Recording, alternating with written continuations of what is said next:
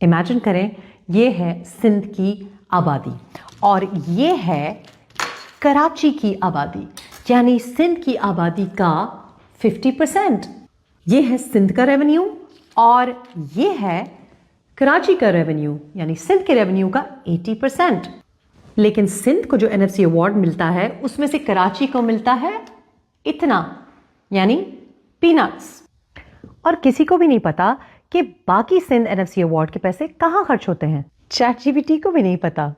क्या आप बता सकते हैं कि सिंध NFC अवार्ड के पैसे कहाँ खर्च होते हैं? अच्छा सवाल है। फिलहाल मेरे पास कोई काबिल एतमाद जरिया मुकम्मल तफसील नहीं मिला है कि ये सारे NFC अवार्ड या तरसील शुदा फंड बिल्कुल किस मंसूबे या प्रोजेक्ट्स में सिंध हुकूमत ने खर्च किए हैं।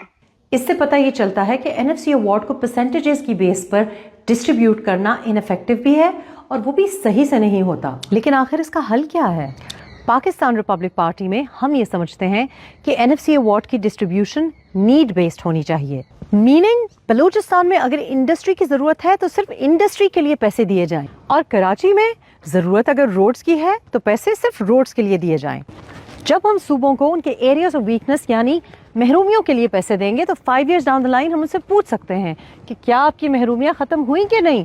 इससे ट्रैक करने में आसानी होगी कि पैसे जिस काम के लिए दिए गए उसी काम पर लगे या कोई फाइनेंशियल डिस्क्रेपेंसी हो गई, यानी कराची की ज़बान में इसको कहेंगे खा लिए जाते हैं।